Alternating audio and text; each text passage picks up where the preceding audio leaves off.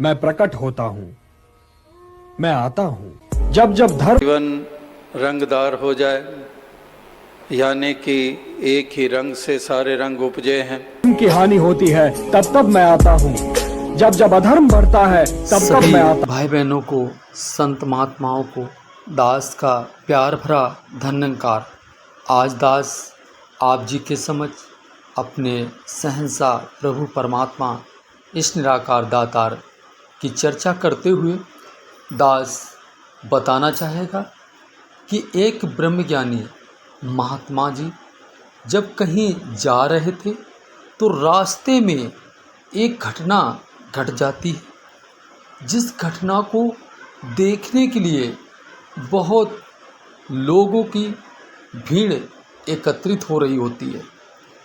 जब ऐसा नज़ारा महात्मा जी की दृष्टि में पड़ता है तो जैसे कि भाई बहनों, संत महात्माओं, आप जानते हैं जब भी कोई महात्मा के समझ ऐसा कोई कार्य उन्हें नज़र आता है तो वो ज़रूर वहाँ पर शामिल होते हैं।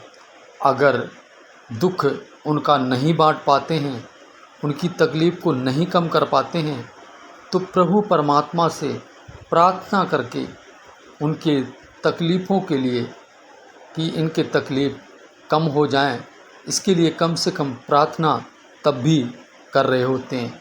ऐसा महात्माओं का जीवन है। तो महात्मा कुछ ऐसा ही देखने के उद्देश्य से और प्रभु से अपना सुमिरन करने के उद्देश्य से वहाँ पहुँच जाते हैं कि वहाँ पर कुछ दृश्य देखते हैं। वो दास आपको अभी बताने वाला है।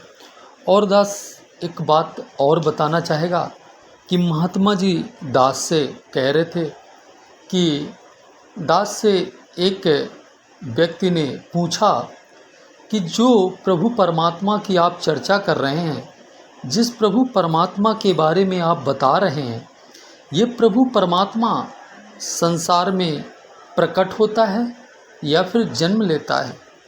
तो ऐसे प्रश्नों को कैसे महात्मा जी ने क्लियर किया है उसी घटना को लेकर तो दास आप जी के समझ अब रखने जा रहा है।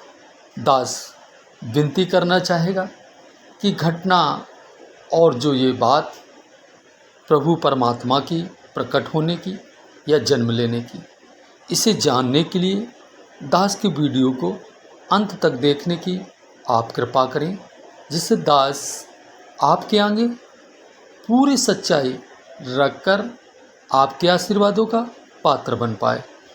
तो दास बताना चाहेगा संत महात्माओं, भाई बहनों कि एक बार महात्मा कहीं जा रहे होते हैं अपने किसी कार्य से, तो रास्ते में खड़े सवारी का इंतज़ार कर रहे होते हैं। महात्मा जी ये बात दास को उन्होंने बताई थी कि जब इंतज़ार दास कर रहा होता है तो दास ने देखा क्या कि बहुत भीड़ एक थोड़ी दूर के फासले पे एकत्रित हो रही होती है। दास ने सोचा यहाँ पे ऐसा क्या हो गया है जो इतनी भीड़ एकत्रित हो रही है। तो दास ने सोचा कि क्यों ना हम भी चल कर देख लेते हैं क्या यहाँ पर हो रहा है। तो महात्मा जी वहाँ जाते हैं। तो वहाँ पर महात्मा जी बता रहे थे कि जब दास पहुँचता है तो वहाँ पर एक पशु के बच्चे का जन्म होता है और जैसे ही जन्म होता है वो बच्चा मर जाता है। लेकिन उस बच्चे में खासियत क्या होती है कि उसके 3 नेत्र होते हैं। अब ये बात जब लोगों को पता लगी तो लोग देखने के लिए वहाँ पर एकत्रित होना आरंभ कर देते हैं और जो भी आता गया उस व्यक्ति ने उस मरे हुए शव पर कुछ पैसे रखकर उसे के पैर छूने शुरू कर देते हैं। ऐसा कार्यक्रम चल रहा होता है। दास अपनी आंखों से ये सब देख रहा होता है। फिर दास वहाँ से कुछ देर रुकने के बाद अपने कार्य के लिए निकल जाता है।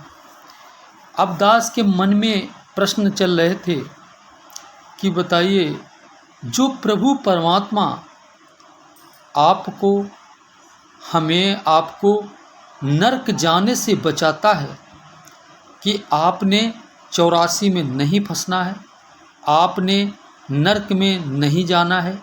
इस प्रभु परमात्मा को जानकर आपने अपना जीवन संवार लेना है और जिस खातिर आपका इस धरा पर जन्म हुआ है उस उद्देश्य को पूरा करो और प्रभु परमात्मा को जानकर प्रभु परमात्मा में ही समा जाइए, ऐसा परमात्मा कह रहे हैं।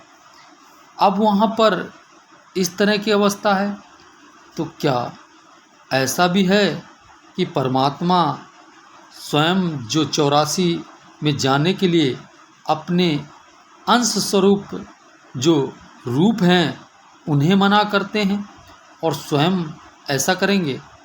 इस तरीके की बात महात्मा जी कह रहे थे। दास सोच रहा होता है।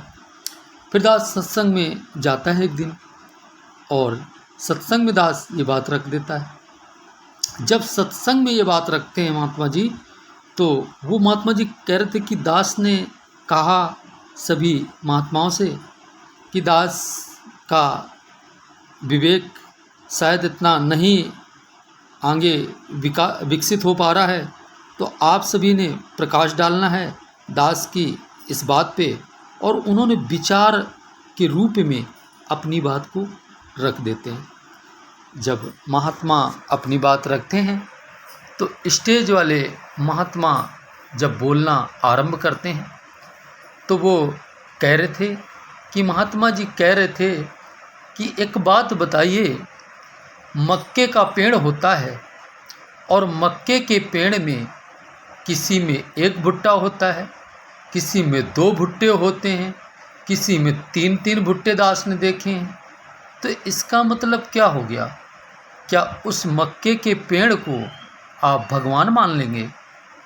अरे आप ये क्यों नहीं विचार कर पाते हैं कि ये प्रभु परमात्मा है, ये तीनों लोक का स्वामी है, जिसने आकाश बना दी। आकाश के लिए इन्होंने इतना सुंदर सा पत्थर कहाँ से लिया था जो ऐसा आकाश बना दिया? ये कहाँ से लाए थे? जब इन्होंने पृथ्वी बनाई तो ये ज़मीन कहाँ से लाए थे प्रभु? विचार करने की बात है, ये ज़मीन कहाँ से लाए थे प्रभु? और फिर रही बात, ये जो सूरज चांद सितारे जब बनाए भगवान ने, तो ये जो चमक रहे हैं ये कहाँ से भगवान लाए? तो भगवान किसी के पास इसका जवाब तो हो ही नहीं सकता है।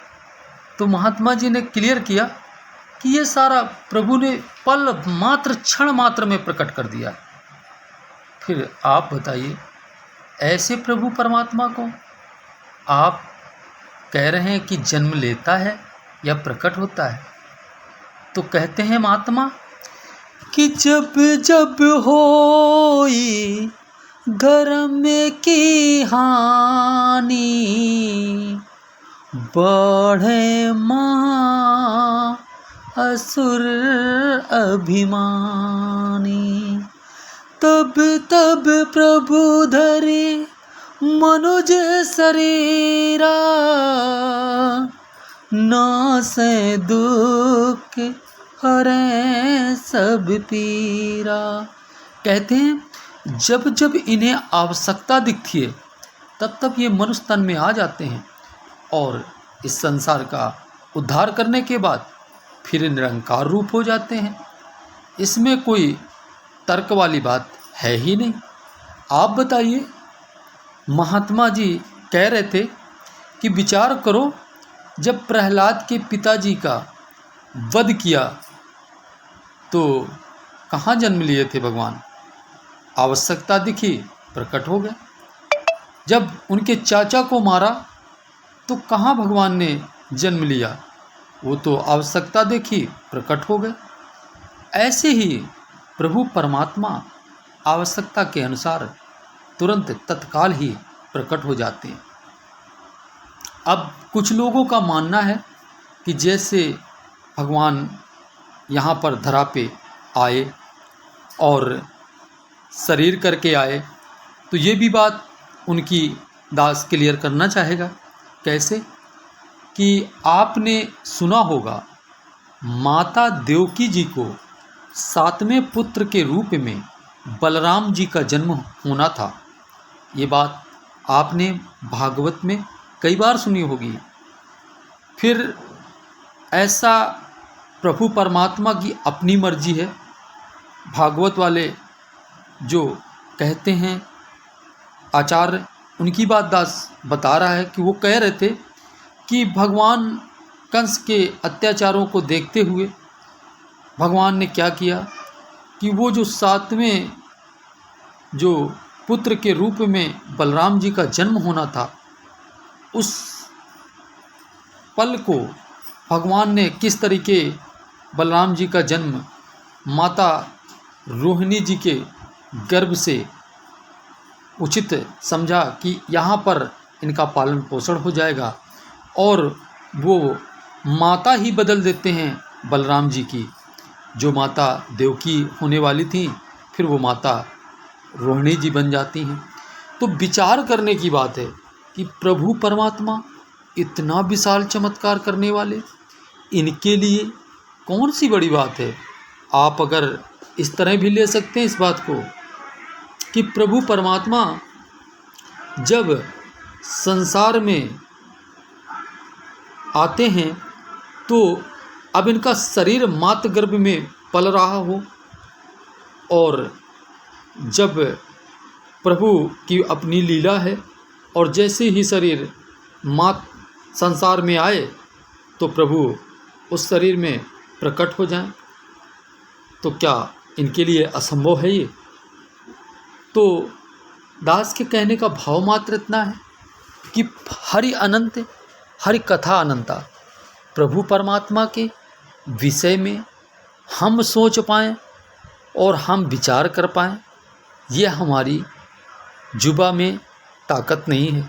तो भाई बहनों, अब दास अपनी वाणी को यहीं पर विराम देना चाहेगा और अंत में आप सभी के भले की कामना करना चाहेगा प्रभु परमात्मा से, इस निराकार दातार से कि मेरे शहंशाह आप कृपा करो, सबका भला करो भगवान, सबका सब विधि हो कल्याण।